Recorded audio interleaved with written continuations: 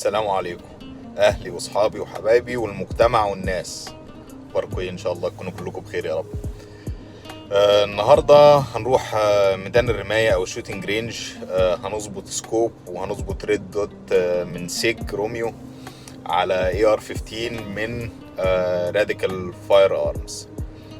هشرح السلاح بسرعه وهتكلم عن العيار، وهنبدأ في التصويب أو ضرب النار على مسافة 50 ياردة لحد 100 ياردة.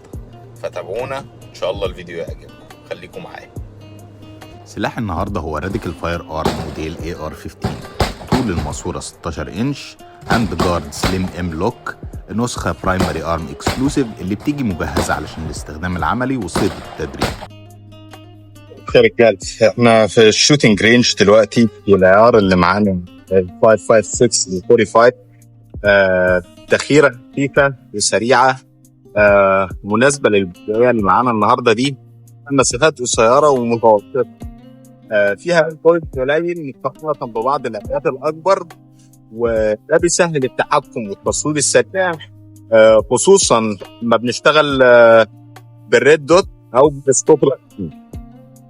زي ما انتم شايفين النقطة، معايا دبل لاج لودت.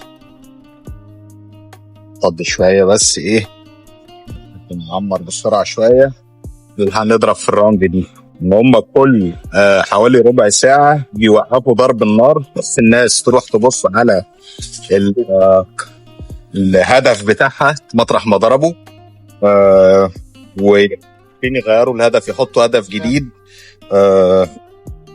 و يعني زي ما بنركبها، دخل طلقات. كل خزنة من دول بتاخد 30 رصاصة.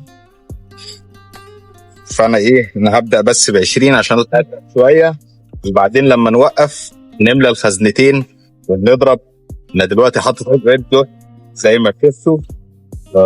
هنظبطه على 50، بعدين نظبط على 100، ونرجع نظبط 50، بعدين نظبط على 100. ده ال 556 دوت بجرين تيفل دي كده. ده من وينشستر. فخليكم معايا نتابع. اطلع اول مجموعة طلقتين على 50 ياردة، والهدف هنا اننا نشوف مركز التأثير بالنسبة للنقطة اللي بنصوب عليها.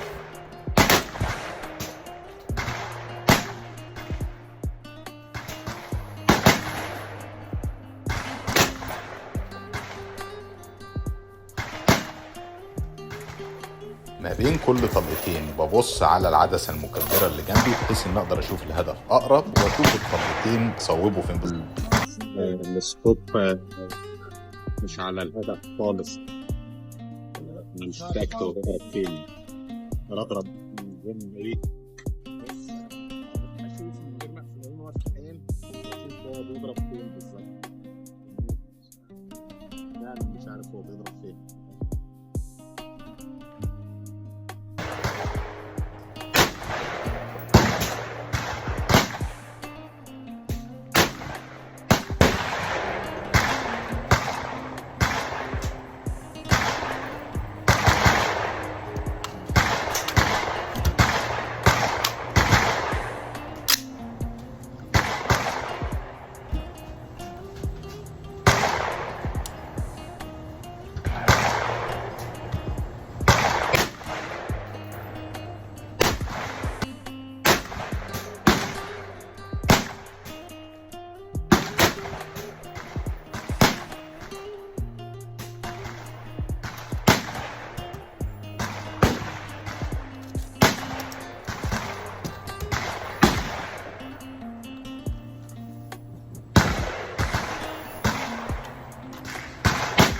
وهنا كنت بشوف الطلقة طلعت فين، يمين شمال فوق تحت.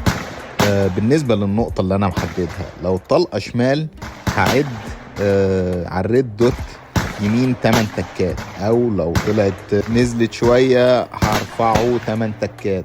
كل سلاح الماونت ليه قيمة نقر مختلفة او تكات مختلفة، فاعرف قيمة النقر اللي عند الماونت بتاعك.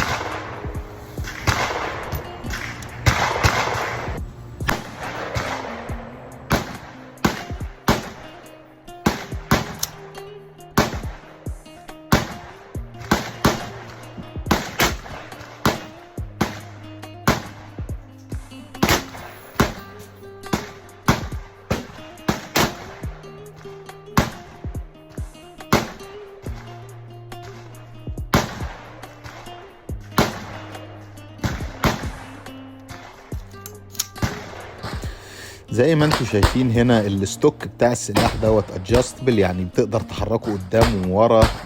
انا حاطط على السلاح ايرون سايتس بحيث ان انا ممكن اضرب بيه بالجنب بعيدا عن الريد دوت، وحاطط فيه جريب بحيث انه يقدر يساعدني وانا ماسكه وانا بضرب.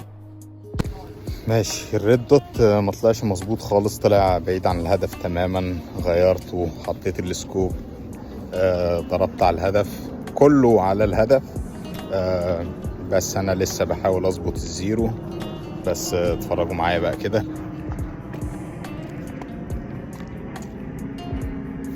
كله على الهدف، في 2 تقريبا يعني على البولزاي بالظبط. بس ادينا بنشوف هنظبطها دلوقتي على الهدف الجديد ده، وبعدين نطلع بقى على 100 يارده نضرب كام طلقه وخلاص كده ونكل تداي. زي ما انتم شايفين انا شلت الريد دوت من على السلاح وحطيت السكوب. هناخده نجربه دلوقتي اول ما يسمحوا لنا ان احنا نطلع نضرب تاني، وهنجرب ونشوف بقى اداؤه عامل ازاي ده.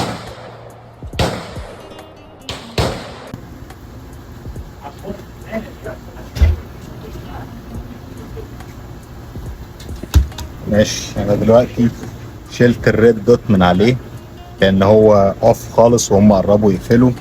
حطيت السكوب، ضربت فيه طلقه، هو يعني اولموست على الزيرو تقريبا، خلاص فاضل هبابه ويبقى على الزيرو.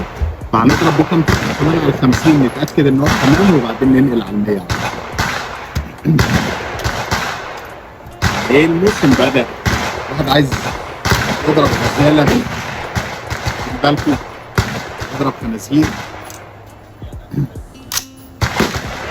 نبقى جاهزين ان شاء الله.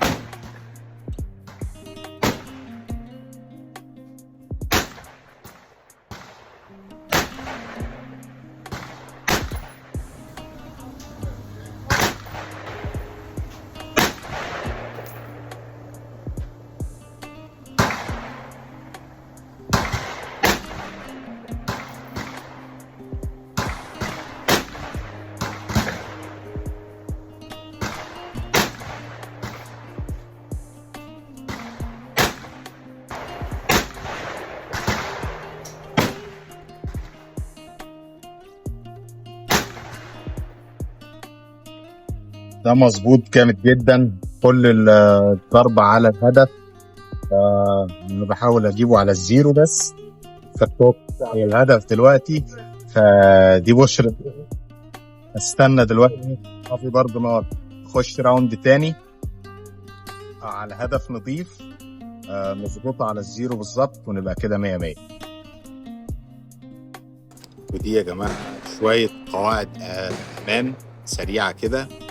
دايما اعتبر ان السلاح مشحون، ماشي، وصباعك دايما يبقى بره المقبض لحد ايه ما تبقى خلاص جاهز انك تضرب على الهدف. تالت حاجة، ما توجهش السلاح لأي حد، وطبعا البس سماعات أمان ونضارة للحماية. أنا معلش في أول فيديو وأنا بصور نسيت ألبسها، وده غلط مني أنا يعني، بس دي أساسيات. لازم سلاحك يبقى على طول على مرمى الهدف، ما ينفعش توجه سلاحك ناحية أي حد. سماعتك معاك، عامل على طول السلاح إن هو متعمر. نضارتك علشان مفيش حاجة لا قدر الله وانت بتضرب تيجي شظية في عينك او حاجة. خليك دايما مأمن نفسك ومأمن اللي حواليك، برضو دي اهم من نفسك.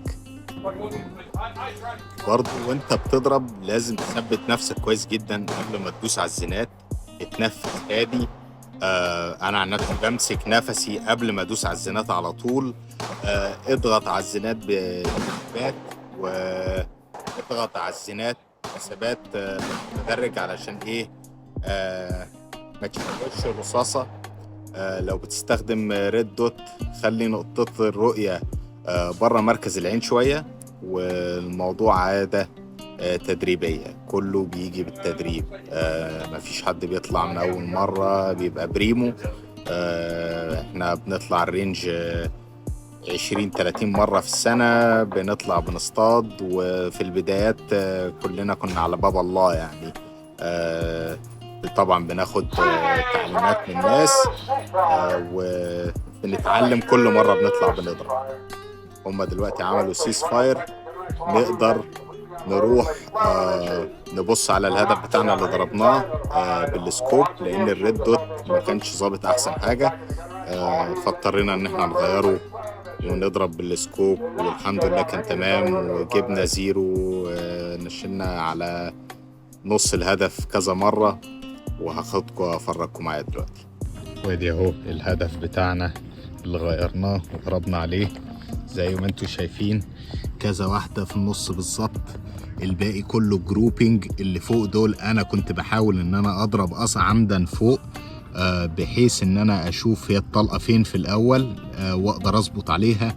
وبعدين عملنا الجروبينج الجميل اللي هنا دوت زي ما انتوا شايفين. ده على 50 ياردة. للأسف الوقت ما حالفنيش ان انا اطلع لل100 ياردة. مع ذلك ضربت يعني هم طلقتين 3 بس على هدف كان محطوط ما كانش مضروب عليه. برضو كان في النطاق بتاع 10، فده في حد ذاته كويس، مش محتاج اظبطه قوي. ضربت على الهدف دوت هنا اهو، ال3 دول النص دي والاتنين اللي تحتها.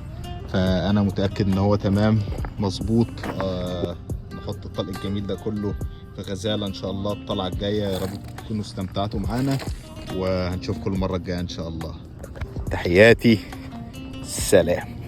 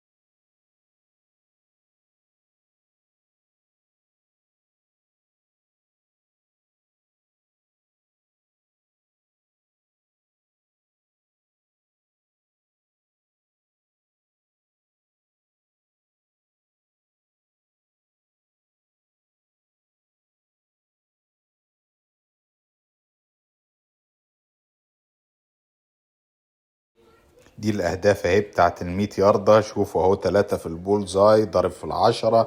ادي تارجت تاني ضارب برضو فيه بولزاي، فاحنا متأكدين ان هو تمام.